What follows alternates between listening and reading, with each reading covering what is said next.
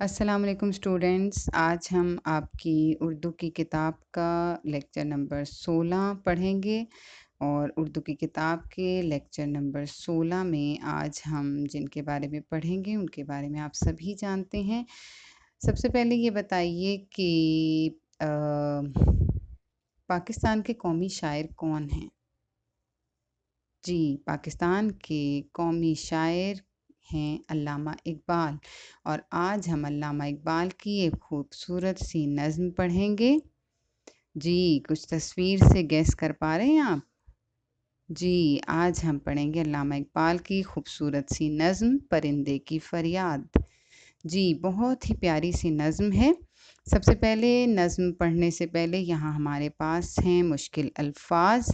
सबसे पहला लफ्ज़ है महकूम। महकूम कहते हैं, अगर आप लुग़त से देखें तो मातहत को, और आसान लफ्ज़ों में मातहत या महकूम वो शख्स होता है जिसके ऊपर कोई ज़ालिम या जाबिर हुक्मरान हुकूमत कर रहा हो। यानी यहाँ पर जो हम आपकी नज़्म में पढ़ेंगे, महकूम कह रहे हैं मुसलमानों को जो हिंदुस्तान में थे और अंग्रेज़ों की हिंदुस्तान में हुकूमत थी। यानी जब मुसलमान और हिंदू एक साथ हिंदुस्तान बरे-सग़ीर में रहा करते थे और वहाँ अंग्रेज़ों की हुकूमत थी। तो महकूम थे मुसलमान और हिंदू, क्योंकि अंग्रेज़ उन पर हुकूमत करते थे और वो आज़ाद नहीं थे, इसीलिए महकूम कहलाए।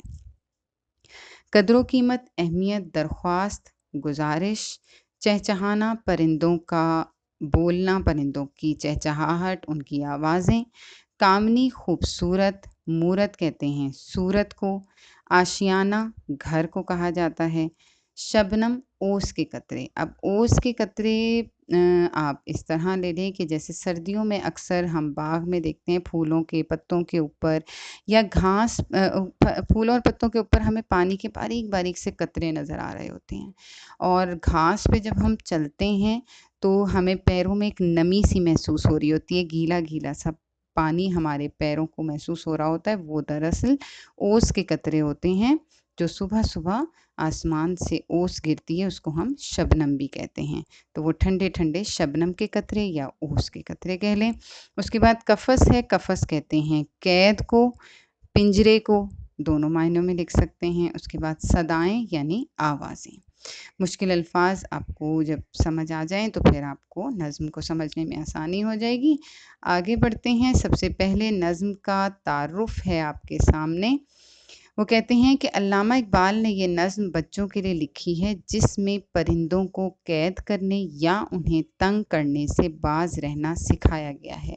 यानी इस नज़्म के ज़रिए वो हमें पैगाम दे रहे हैं कि हम परिंदों को परिंदा समझकर उन्हें कैद ना करें, उन्हें तंग ना करें। यानी जैसे जानवरों, परिंदों को हम अक्सर, क्योंकि वो हमारी ज़ुबान नहीं बोलते, ना हमारी ज़ुबान समझते हैं, लेकिन एहसास रखते हैं। तो हमें उन्हें तंग नहीं करना चाहिए, ना उन्हें कैद करना चाहिए। इसी तरह परिंदे क्योंकि आज़ाद होते हैं, हवा में खुश होते हैं, उड़ते हैं इधर-उधर, तो वो उनको कैद नहीं करना चाहिए। इसके बाद हिस्से महकूम हिंदुस्तान की फ़रियाद भी समझे जाते हैं। महकूम हिंदुस्तान, जैसे मैंने भी महकूम के मानी में आपको बताया कि वो हिंदुस्तान जब मुसलमान और हिंदू जो थे वो हिंदुस्तान में इकट्ठे रहते थे और अंग्रेज़ उन पर हुकूमत करते थे और वो वहाँ पर आज़ादी से अपने तमाम जो भी उनकी तहज़ीब, तमद्दन था उसके साथ, मतलब पूरी आज़ादी के साथ वो नहीं रह पा रहे थे।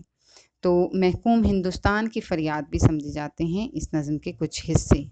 इस नज़्म के ज़रिए आज़ादी की अहमियत और कदर-ओ-कीमत को भी वाज़ेह किया गया है। यानी अल्लामा इकबाल ने इस नज़्म के ज़रिए ये एहसास दिलाया है कि आज़ादी की क्या अहमियत है, आज़ादी कितनी ज़रूरी है।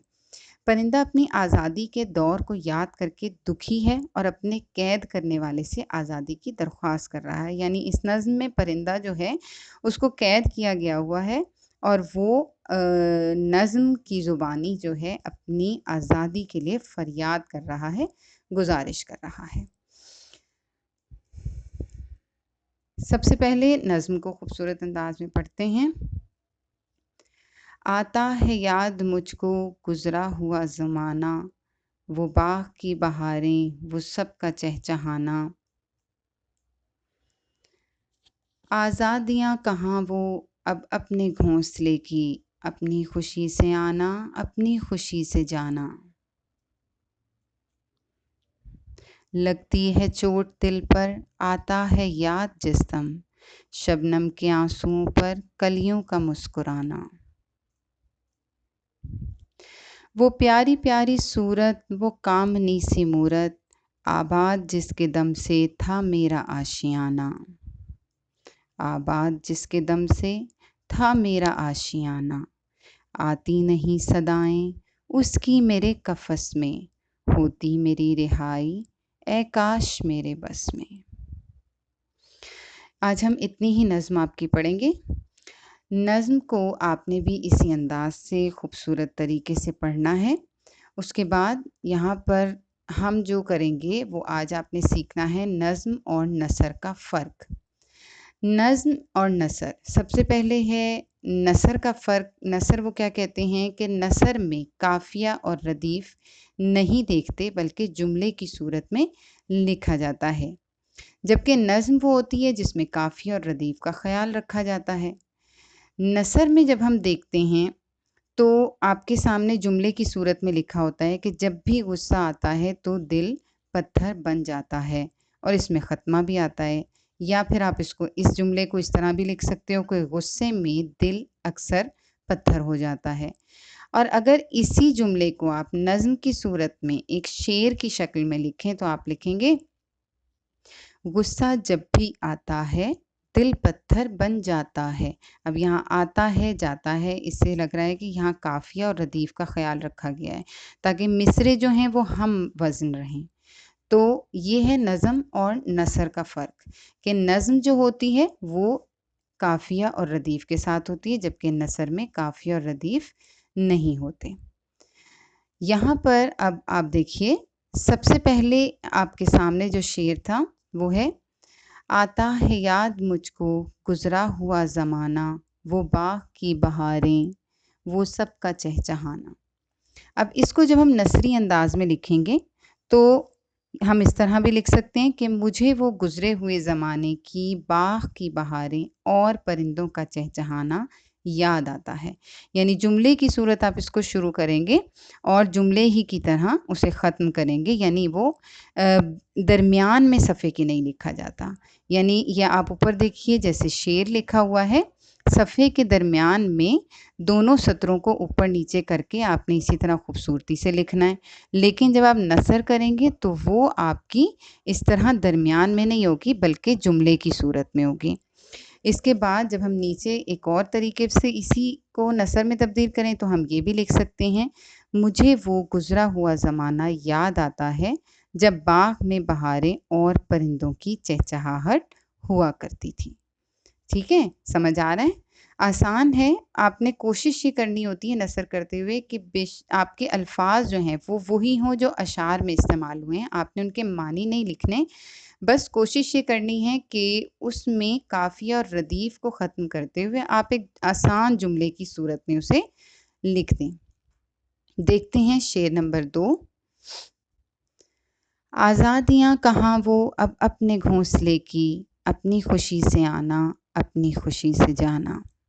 اب اس کو جب نثر کی صورت میں لکھیں گے تو ہم لکھتے ہیں اب وہ آزادیاں کہاں جب اپنے گھونسلے میں خوشی سے آتے اور جاتے تھے۔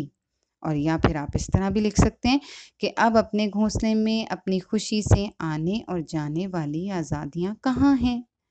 یعنی کہ انہی الفاظ کو آپ دیکھیں، غور کریں، وہی الفاظ استعمال ہوئے، لیکن ہم نے جیسے کوشش یہ کی ہے کہ کچھ جیسے جملے میں الفاظ ہوتے ہیں ہیں، تھے، ہوں، اس طرح کے الفاظ استعمال کرتے ہوئے اس کو جملے کی شکل میں لکھ دیا۔ جب آپ جملہ لکھتے ہیں تو یہی الفاظ آخر میں آتے ہیں جس سے جملہ ختم ہوتا ہے، تو وہی الفاظ کو ہم نے استعمال کرتے ہوئے اس شعر کو جملے کی شکل میں لکھ دیا۔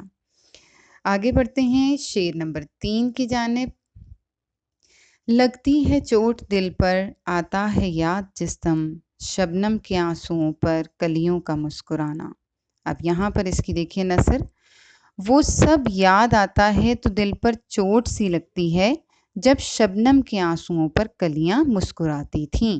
یعنی ضروری نہیں ہے کہ آپ پہلے پہلی سطر کی ہی نثر کریں پھر دوسری کی کریں. آپ پہلے شعر کو سمجھیں کہ وہ کہنا کیا چاہ رہا ہے اور پھر اس کو انہی الفاظ کو استعمال کرتے ہوئے تھوڑے سے رد و بدل کے ساتھ تھوڑی سی تبدیلی کے ساتھ ایک جملے کی شکل میں لکھ دیں گے.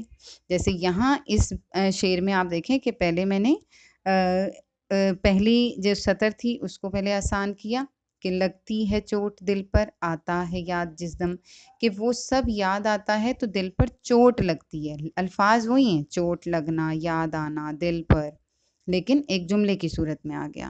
اور شبنم کے آنسوؤں پر کلیوں کا مسکرانا، جب شبنم کے آنسوؤں پر کلیاں مسکراتی تھیں. آگے دیکھیے، وہ پیاری پیاری صورت، وہ کامنی سی مورت، آباد جس کے دم سے تھا میرا آشیانہ. یہاں وہ کہتے ہیں کہ وہ پیاری پیاری اور کامنی سی صورت یاد آتی ہے جس کے دم سے میرا آشیانہ آباد تھا یا آباد ہوا کرتا تھا. یہ خوبصورت سا اتنا آسان اس کو کر دیا.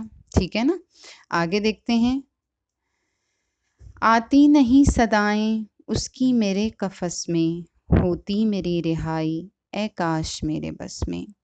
یعنی مجھے، اب یہاں پہ دیکھیں، مجھے اس قید خانے میں ان سب کی صدائیں نہیں آتی، کاش یہاں سے آزادی پانا میرے بس میں ہوتا. یعنی وہ کہتے ہیں کہ یہاں پر پرندہ کہہ رہا ہے کہ مجھے اس قید خانے میں اپنے دوستوں کی، اپنوں کی، کسی کی آواز ہی نہیں آتی ہے، کاش یہاں سے میں آزادی پا سکتا، یہاں سے آزادی حاصل کرنا میرے بس میں ہوتا. یعنی سب سے پہلے تو آپ نے اشعار کو سمجھنا ہے کہ وہ کہہ کیا رہے ہیں، اور پھر آپ نے اس کو نثری انداز میں یعنی کہ جملے کے انداز میں لکھنا ہے. جیسے کہ آپ کی کتاب میں دیکھیں کچھ نظمیں ہیں، کچھ اسباق ہیں، سبق ہیں. ٹھیک ہے. تو جو نظمیں ہیں وہ تو نظم ہی کی صورت میں، اشعار کی صورت میں 2 سطروں کا اشعار ہے، 4 سطر ہیں تو پھر بند ہے. لیکن جو سبق ہیں وہ نثری انداز میں کیونکہ جملوں کی صورت میں ہیں. تو آج آپ نے یہاں پر سیکھا ہے نظم اور نثر کا فرق. مشکل نہیں ہے، آسان چیز ہے. اگر آپ کو مطلب سمجھ آ جاتا ہے تو پھر آپ کے لیے اس کی نثر کرنا بہت آسان ہے. آگے دیکھتے ہیں، آج کا جو آپ کا گھر کا کام ہے بہت آسان سا ہے. آپ نے صرف شعر نمبر 1 اور 2 کی نثر اپنی اردو الف کی کاپی پر کرنی ہے. یعنی پہلے 2 اشعار جو میں نے آپ کو سمجھائے، تو میں نے آپ کو 5 اشعار ہیں، لیکن آپ نے جو کرنی ہے صرف پہلے 2 اشعار کی نثر کرنی ہے. خوبصورت طریقے سے اوپر نظم کا نام لکھیں گے، سبق نمبر لکھیں گے، اور اس کے بعد آپ نے پہلے شعر نمبر 1 کی ہیڈنگ دے کر پیج کے اپنے صفحے کے درمیان میں اوپر اور نیچے کر کے 2 سطریں پہلے شعر کی اتارنی ہیں. اس کے بعد نیچے ہیڈنگ دیں گے نثر، اور ایک لائن چھوڑ کر اس کو جملے کی صورت میں، نثر کی صورت میں آپ نے لکھ دینا ہے. اسی طرح دوسرے شعر کو بھی آپ کریں گے. اس کے ساتھ ہی اجازت دیجیے. اللہ حافظ. Thank you.